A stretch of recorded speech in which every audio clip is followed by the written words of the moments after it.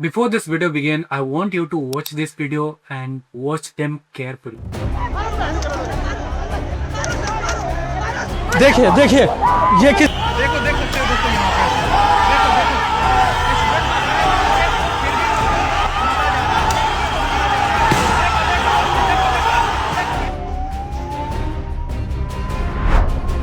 Because this is not another viral clip. I think it raises a much more bigger question, which is where is India's democracy heading to? I've been watching this event, watching this news, and I've been trying to understand what is happening and why is this happening. I'm making this video not for the views, not for the detention. I used to make this kind of videos where जहाँ पे मुद्दा उठाया जा सके, but I stopped for a year. But now me and my team are returning back, and we believe some conversations are too important that can't be ignored.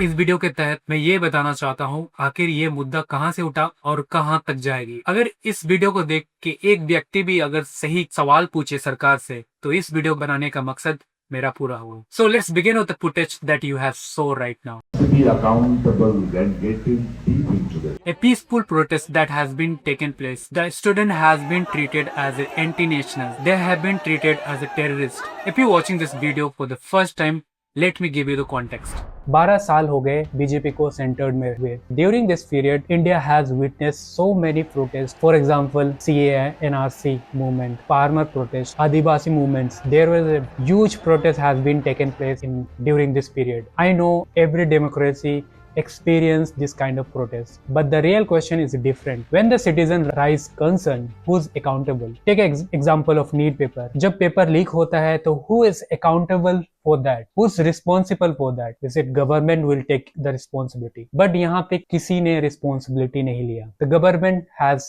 no answer on it. Millions of students spend years of preparing for one exam. When the examinations is compromised, who's accept accountability?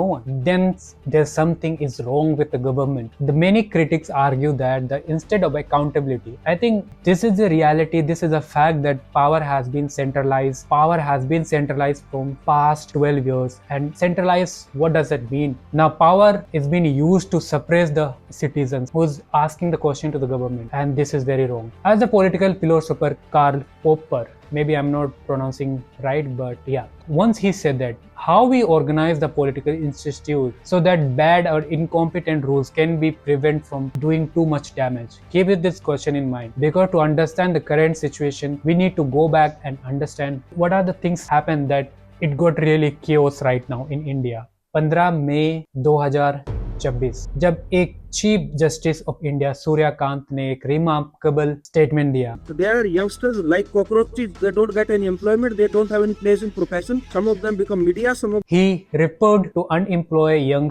people as the cockroaches, which is parasite, and this is very deeply insult to the youth. In response, there is a social media movement. It was a very tiny movement that has been, and the page has been emerged, Cockroach Janata Party. Within the few days, the page attracts millions of followers, showing how strongly message resonate online. At roughly at same time, the alleged need paper was leaked. Because of that, the students across India start protesting and start demanding accountability and transparency. The demand itself was a straightforward. If the examination affecting millions of students is compromised, who is responsible for that accountability? But many protesters argue that the part of mainstream media were focusing on the politic narratives instead of just student concerns. What does it mean is Godi media has been setting different narratives, the political angle that whoever the students are asking for the question, they report them as an anti-national element. What kind of Godi media is it? I want to understand the political angle here. So I have ARPIT who gonna deeply have his perspective. जैसे CJP एक movement था, social media movement था,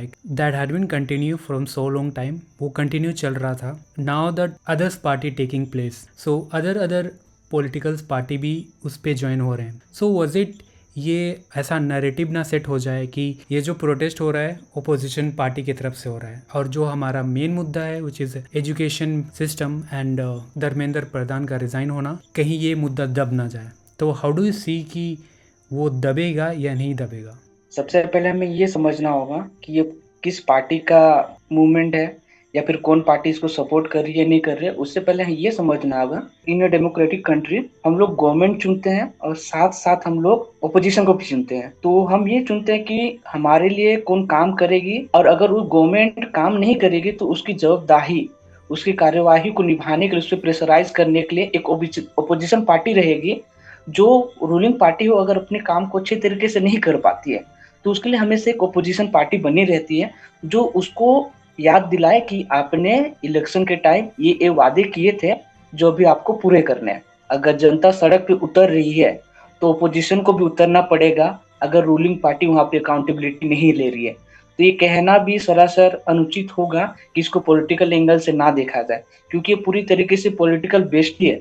और जब तक आप educate नहीं होगे, एजुकेशन नहीं लोगे, तब तक अपने पॉलिटिकल राइट्स को नहीं जानोगे। और पॉलिटिकल राइट्स को नहीं जानना यानी खुद को नहीं जानना, देश को नहीं जानना, अपनी फ्यूचर को नहीं जानना। अब एंट्री होती है सोनम वांगचुक की। अब सोनम वांगचुक कौन है? ये वही इंसान है, India's most respected engineer, education reformer, environmental activist. Is also known as for his work in Ladakh including ice stupa project. Also he got Raman Magsaysay award. लेकिन पिछले कुछ वर्षों से उनकी पहचान एक साइंटिस्ट की तरह नहीं, एक शिक्षक की तरह नहीं, वे लद्दाख के लोगों की आवाज बन के रहे। उन्होंने लगातार मांग की कि लद्दाख को 6th शेड्यूल का दर्जा मिले ताकि वे अपनी संस्कृति, पर्यावरण बचा सके। और मैं बता दूं, लद्दाख एक बहुत प्रजाय जगह है। इन्होंने ही दिल्ली चलो की पद यात्रा का नेतृत्व किया, लेकिन दिल्ली पहुंचने से पहले एज यूजुअल दिल्ली पुलिस ने उन्हें हिरासत में ली। लद्दाख के आंदोलन के दौरान NSA एक्ट लगा दिया गया, नेशनल सिक्योरिटी एक्ट के तहत उन्हें 170 दिन तक जेल पे रखा गया। अब 2026 में उन्होंने एक बार फिर से देश भर के छात्रों का आंदोलन का समर्थन करने के लिए अपनी आवाज उठाई, लेकिन इस समय CJP के समर्थन में उन्होंने भूख हड़ताल की शुरुआत की। लगातार भूख हड़ताल करने के बावजूद भी सरकार की कोई जवाबदेही नहीं, एक शब्द भी बोला नहीं गया, पार्लियामेंट पे एक भी मुद्दा उठाया नहीं गया। फिर 18 जुलाई को सुबह को एक घटना घटती है। दिल्ली पुलिस जंतर मंतर पहुंचती है और सोनम वांगचुक को वहां से उठाकर जबरदस्ती रूडली उठाया ले जाता है। दिल्ली पुलिस का कहना है कि ये कार्रवाई डॉक्टर की सलाह और दिल्ली की हाईकोर्ट निर्देश के अनुसार किया गया, क्योंकि उनकी सेहत लगातार बिगड़ रही थी। सरकार के अनुसार कहना है कि आर्टिकल 21 यानी कि राइट टू लिव के तहत किसी भी व्यक्ति को जीवन की रक्षा करना, इसीलिए उन्हें उठाया गया। लेकिन प्रोटेस्टर का कहना है कि सोनम वांगचुक को उनकी इच्छा के विरुद्ध उठाया गया है, और ये सच साबित भी होता है वीडियो देख के। उनका शांतिपूर्ण विरोध बीच में रोका गया और उन्हें जबरदस्ती उठाया गया। इसी दौरान उसकी पत्नी गीतांजलि ने आरोप लगाया कि परिवार को कई घंटों तक स्वस्थ और मेडिकल रिपोर्ट की जानकारी भी नहीं दी। इसी घटना के बाद CJP के संस्थापक अभिषेक दीपके ने घोषणा की वे भी अनशन पे बैठेंगे। लगातार एक दिन अनशन पे बैठ के छोटी सी आंदोलन थी, अब ये एक बड़ा मोड़ ले लेती है। कई लोगों का मानना था कि जिस घटना के आंदोलन को रोकने की कोशिश की जा रही थी, उसी घटना ने उसको बड़ा बना दिया। देश के अलग अलग क्षेत्रों से युवा आम नागरिक पहुंचने लगे। कुछ लोग CJP के समर्थन में, कुछ शिक्षा के व्यवस्था के मांग को लेके, कुछ लोग केवल सोनम वांगचुक को लेके, कुछ लोग केवल इसलिए आए क्योंकि उन्हें लगा कि लोकतंत्र के से आवाज उठाई गई आवाज का आंसर देना जरूरी है। इसी बीच कई राज्यों से अलग अलग मुद्दे को लेकर प्रदर्शन जारी भी की। और मैं बता दूं, जब ऐसा मूवमेंट होता है तरह तरह के मुद्दे उठते हैं। हालांकि इस आंदोलन के कारण और भी अलग अलग मांगे भी थी, जैसे सेव मणिपुर, एंड वो गलत नहीं है, लेकिन सार्वजनिक असंतोष का माहौल लगातार चर्चा का विषय बनता रहा। अलग अलग चरण थे। प्रदर्शनकारियों ने घोषणा की कि वे संसद की ओर मार्च करेंगे और अपनी मांगों को सीधे संसद पर पहुंचाने की कोशिश करेंगे। इसे देखते हुए दिल्ली की सुरक्षा व्यवस्था अभूतपूर्व से बढ़ा दी गई है। संसद के आसपास अतिरिक्त पुलिस बल, बैरिकेड, टीयर गैस और पानी के बौछार भी तैनात किए गए। और मुझे समझ नहीं आता, आखिर क्या स्टूडेंट अपनी मांग भी नहीं कर सकते? इट वॉज अ वेरी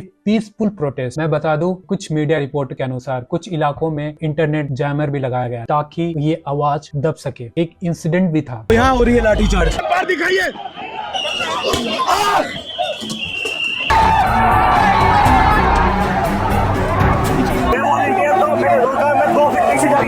लड़ाई चलती रहेगी, पर हम झुकने वाले नहीं हैं।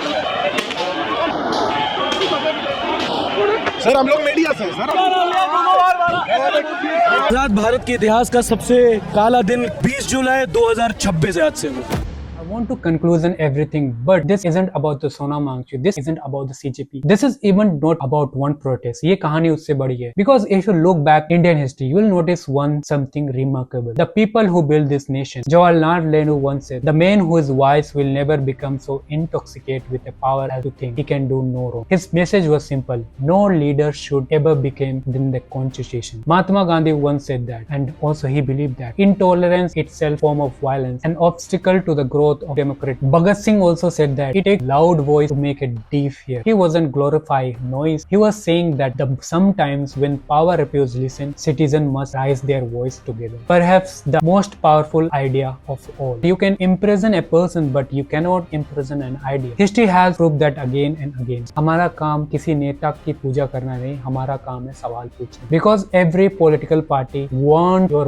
vote. Some will appeal your religion. Some will appeal to your caste, some will appeal to your identity. But before that, you must understand, before supporting any leader, you need to support the Constitution of India. Now the real question isn't about which party do you support. The real questions are, do you know your right? Do you question those in power, no matter who they are? Do you verify fact before believing narrative? Don't believe it. Because democracy doesn't survive on election one. It survives when ordinary citizens stay informed, stay immersed, and refuse to surrender their ability to think for themselves. Do not let any politician divide by your religion. Do not let them divide by your caste. Do not let them divide by your language, identity. So at the end, I would just want to say that we are proud of our democracy and we should ask questions to the government if they are doing wrong. So, Jai Hind.